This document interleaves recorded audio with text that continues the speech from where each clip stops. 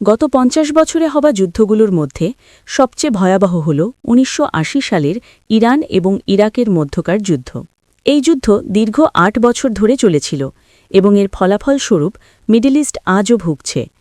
এই একটি যুদ্ধ মিডল ইস্টের সমস্ত সমীকরণ বদলে দিয়েছিল এবং আজ আমরা সেখানে যে আগুনের শিখা দেখছি তার সূত্রপাত হয়েছিল ১৯৮০ সালের এই যুদ্ধ থেকেই। সত্যি বলতে আজকের ভিডিওতে আমরা ১৯৮০ সালের সেই ইরান ইরাক ওয়ার নিয়ে কথা বলবো, যা পুরো মিডল ইস্টকে চিরতরে বদলে দিয়েছে।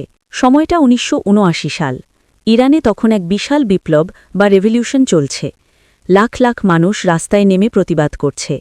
তারা গত ২৬ বছর ধরে শাসন করা শাহকে সরিয়ে একজন ইসলামিক নেতা আয়াতুল্লাহ খোমেনিকে ক্ষমতায় আনতে চায়। কারণ ১৯৫৩ সালে ইউএসএ এবং ইউকে মিলে তৎকালীন গণতান্ত্রিকভাবে নির্বাচিত ইরানি প্রধানমন্ত্রীর বিরুদ্ধে এক অভ্যুত্থান ঘটিয়ে মোহাম্মদ রেজা পাহলাভিকে ইরানের রাজা বানিয়েছিল। এই প্রতিবাদ এতটাই তীব্র ছিল যে ১৯৭৯ সালের ১১ই ফেব্রুয়ারি শাহের সিংহাসন উল্টে যায় এবং আয়াতুল্লাহ খোমেনি হন ইরানের নতুন নেতা। ইরানের এই নতুন শাসন ব্যবস্থা শিয়া মুসলিমদের নেতৃত্বে পরিচালিত হচ্ছিল এবং তারা সব পশ্চিমা শক্তির বিরোধী ছিল। হাজার মাইল দূরে বসে আমেরিকা অত্যন্ত আগ্রহের সাথে এটি লক্ষ্য করছিল, কারণ মিডল ইস্টে তাদের সবচেয়ে পুরনো বন্ধু এখন তাদের শত্রুতে পরিণত হয়েছে। কিন্তু শুধু আমেরিকা নয়, আরও অনেক দেশই এতে আতঙ্কিত ছিল। ইরান তখন তার প্রতিবেশী আরব দেশগুলোতে যেমন সৌদি আরবিয়া, লেবানন, কুয়েত এবং ইরাকে রেডিও প্রচার শুরু করে। তারা সেখানকার মানুষকেও বিপ্লবের জন্য উস্কানি দিতে থাকে, যাতে তারাও রাস্তায় নেমে আসে। আরব দেশগুলো এটি মোটেও পছন্দ করেনি।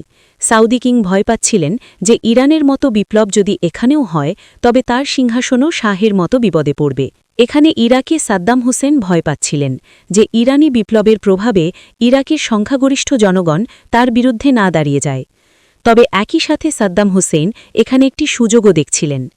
আসলে সীমান্ত নিয়ে ইরাক এবং ইরানের মধ্যে গত কয়েক বছর ধরে বিবাদ চলছিল। এই সীমান্ত এলাকাটি খুবই গুরুত্বপূর্ণ একটি পয়েন্ট ছিল, কারণ এখান দিয়েই উভয় দেশ বিশ্ববাজারে তেল রপ্তানি করত।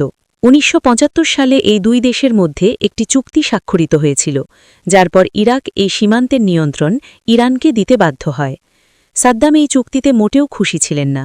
তিনি যেভাবেই হোক ওই এলাকাটি ইরানের কাছ থেকে ফেরত নিতে চেয়েছিলেন। আর ইরানি বিপ্লবের পর তিনি সুযোগটি পেয়ে গেলেন, কারণ এই বিপ্লব পুরো ইরানকে নাড়িয়ে দিয়েছিল। ইরানি সেনাবাহিনী, যা একসময় আমেরিকার অর্থায়নে চলত, এখন তা অনেক দুর্বল, কারণ তাদের অধিকাংশ কমান্ডার হয় জেলে ছিল অথবা তাদের ফাঁসি দেওয়া হয়েছিল। আর সেনাবাহিনীর বাকি অংশ শাহের সমর্থকদের সাথে লড়াইয়ে ব্যস্ত ছিল।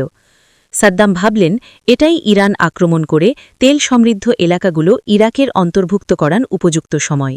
সাদ্দাম আরও ভেবেছিলেন যে তারা আক্রমণ করলে পুরো ইরান ভেঙে পড়বে।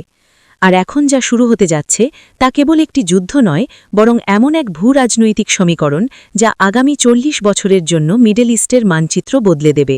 ১৯৮০ সালের ২২শে ডিসেম্বর, মূল তথ্যমতে ২২শে সেপ্টেম্বর, ইরাকি এয়ারফোর্স ইরানি বিমানঘাঁটিগুলিতে হামলা চালায় এবং অন্যদিকে ১০,০০০ ইরাকি সৈন্য বাসরা পার হয়ে দক্ষিণ ইরানে প্রবেশ করে।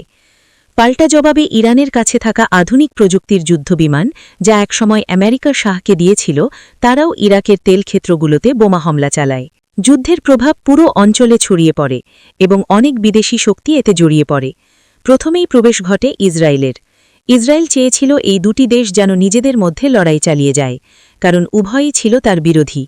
তবে ইরাকের কাছ থেকে তারা বেশি ঝুঁকি অনুভব করত, তাই ইসরায়েল গোপনে ইরানকে অস্ত্র সরবরাহ করতে শুরু করে।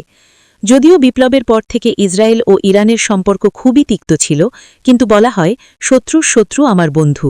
অন্যদিকে সৌদি আরবিয়া এবং কুয়েত বিলিয়ন বিলিয়ন ডলার দিয়ে ইরাককে সাহায্য করছিল। তাদের কাছে সবচেয়ে বড় হুমকি ছিল ইরানি বিপ্লব এবং তারা যেভাবেই হোক ইরানের শিয়া শাসনকে ধ্বংস করতে চেয়েছিল। পূর্বদিকে চীনও এই যুদ্ধ খুব সতর্কতার সাথে পর্যবেক্ষণ করছিল। চীন ঘোষণা করেছিল যে তারা নিরপেক্ষ থাকবে, কিন্তু তারা উভয় দেশকেই অস্ত্র সরবরাহ করছিল এবং ভবিষ্যতে তারা ইরানের সবচেয়ে বড় অস্ত্র সরবরাহকারী হতে যাচ্ছিল। পরবর্তী এক বছর অর্থাৎ ১৯৮১ সালের শেষ পর্যন্ত যুদ্ধটি এই সীমান্ত এলাকাতেই সীমাবদ্ধ ছিল। কখনো ইরাক সামনে এগিয়ে যেত, আবার কখনো ইরানি বাহিনী তাদের পিছু হটিয়ে দিত। বিশ্বশক্তিগুলো ভেবেছিল যুদ্ধটি এক জায়গায় থমকে গেছে, তাই তারা যুদ্ধবিরতির চেষ্টা করছিল যাতে বিশ্ববাজারে তেলের সরবরাহে প্রভাব না পড়ে। কিন্তু এটি ছিল কেবল শুরু। সাদ্দাম যুদ্ধবিরতিতে রাজি হলেও আয়াতুল্লাহ খোমেনি হননি, কারণ এই যুদ্ধ খোমেনির শাসনের জন্য একটি প্রয়োজনে পরিণত হয়েছিল। যুদ্ধের কারণে পুরো দেশ খোমেনির পেছনে ঐক্যবদ্ধ হয়েছিল। খোমেনির একমাত্র দাবি ছিল এই যুদ্ধ তখনই থামবে যখন সাদ্দাম হোসেইন প্রেসিডেন্টের পদ থেকে পদত্যাগ করবেন। সাদ্দাম স্বাভাবিকভাবেই এতে রাজি হননি এবং ইরান সর্বাত্মক আক্রমণে যায়। জ্যাগ্রোস পর্বতমালার কারণে ইরাকি বাহিনী ইরানের কেন্দ্রীয় শহরগুলিতে পৌঁছতে পারেনি। ইরান এই সুযোগ কাজে লাগিয়ে পাল্টা আক্রমণ করে এবং ইরাকে প্রবেশ করে তাদের সেনাবাহিনীকে পিছু হটিয়ে দেয়। ১৯৮২ সালের মাঝামাঝি সময়ে ইরানি সেনাবাহিনী বাসরা পর্যন্ত পৌঁছে যায়। যদি ইরান বাসরা দখল করে নেয় তবে তারা ইরাকের তেল সরবরাহ বন্ধ করে দিতে পারবে।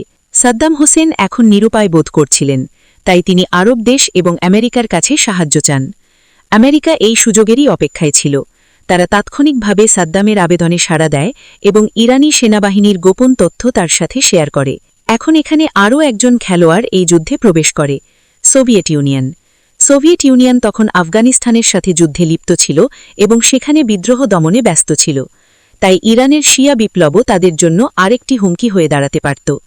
এ কারণে সোভিয়েত ইউনিয়নও ইরাককে শস্ত্র সরবরাহ শুরু করে। বিশ্বের দুই সুপার পাওয়ার যারা স্নায়ুযুদ্ধে লিপ্ত ছিল তারা একই দেশকে সমর্থন দিচ্ছিল। বাসরার সম্মুখ যুদ্ধ অত্যন্ত তীব্র হয়ে ওঠে। ইরাকি বাহিনী বাসরার চারপাশে মাইন পুঁতে রাখে, যার ফলে হাজার হাজার ইরানি সৈন্য মারা যায়। ইরান বাসরা দখল করতে না পারলেও এই যুদ্ধ সাদ্দাম হুসেইনের অবস্থান দুর্বল করে দিয়েছিল। আর ঠিক এই সময়েই উত্তর ইরাকে বসবাসকারী কুর্দি জনগোষ্ঠীর প্রবেশ ঘটে। কোর্ডস হল উত্তর ইরাকের একটি সংখ্যালঘু গোষ্ঠী যারা অনেক বছর ধরে সাদ্দাম হুসেনের সরকার দ্বারা নির্যাতিত হচ্ছিল। এই যুদ্ধে তারা সাদ্দামের হাত থেকে মুক্তি পাওয়ার সুযোগ দেখছিল। এই সুযোগ নিয়ে কুর্দিশ মানুষরা ইরাকি সেনাবাহিনীর বিরুদ্ধে বিদ্রোহ করে এবং ইরানও তাদের সমর্থন দিতে শুরু করে। ফলে সাদ্দামের সেনাবাহিনী এখন উত্তর দিকে কুর্দস এবং পূর্ব দিকে ইরানি বাহিনীর সাথে লড়াই করছিল। এখন সময়টি ছিল ১৯৮৪ সাল। ইরাক পার্সিয়ান গালফ দিয়ে যাওয়া ইরানি তেলের ট্যাঙ্কারগুলোতে হামলা শুরু করে। জবাবে ইরানও ইরাকি তেলের ট্যাঙ্কারগুলোকে লক্ষ্যবস্তু বানাতে শুরু করে।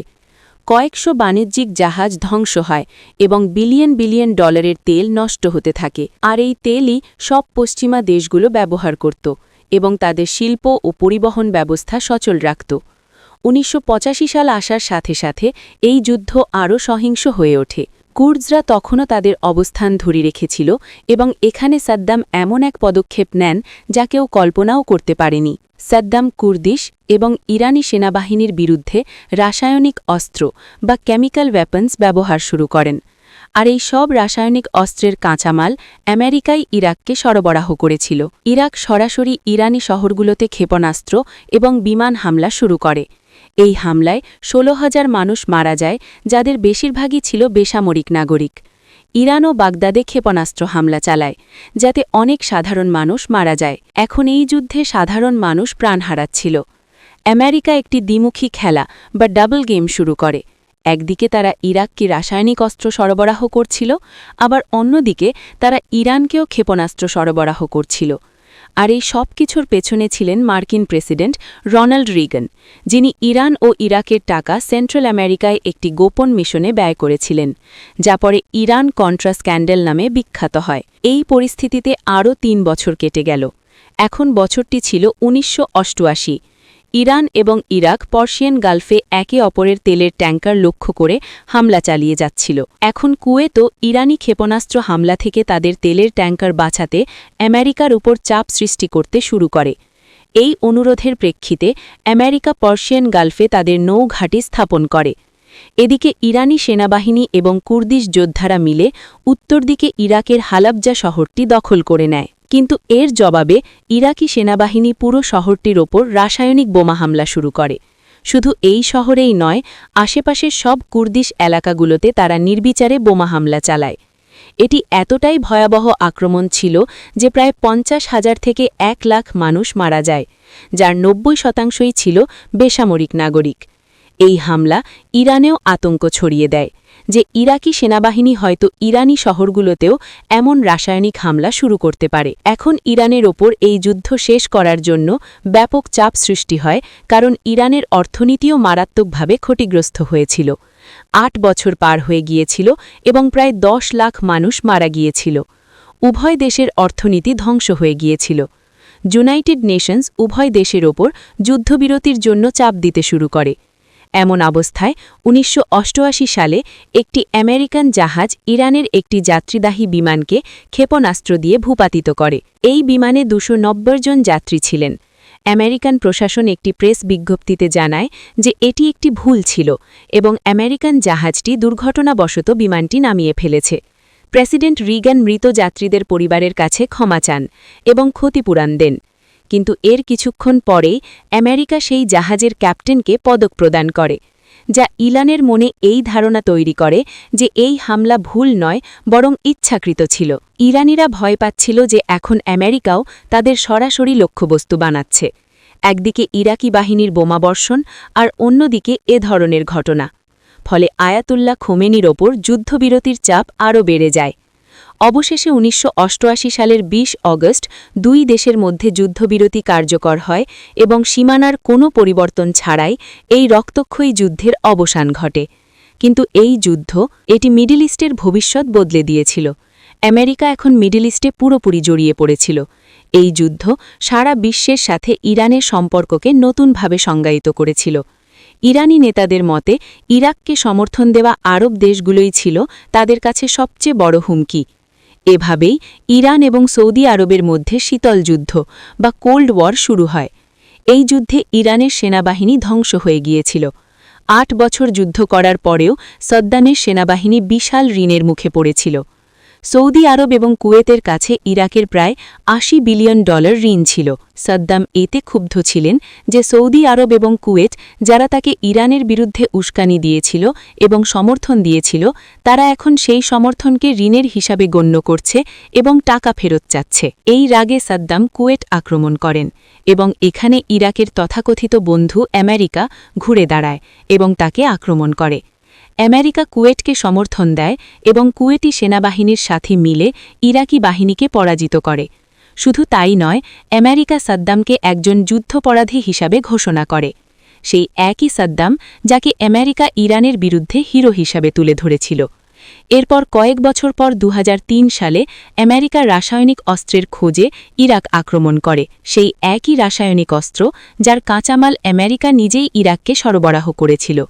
আর আশ্চর্যজনকভাবে ইরাককে পুরোপুরি ধ্বংস করার পরেও আমেরিকান বাহিনী সেখানে কোনো রাসায়নিক অস্ত্র খুঁজে পায়নি। ইরান ইরাক ওয়ার আমাদের ভূ রাজনীতি সম্পর্কিত একটি গুরুত্বপূর্ণ রিয়ালিটি চেক দেয়। যদি গুটি কয়েক মানুষের ইগো তুষ্ট করতে হাজার হাজার বা লাখ লাখ মানুষের জীবন চলে যায়, তবে ওপরতলায় বসে থাকা মানুষদের তাতে কিছু যায় আসে না।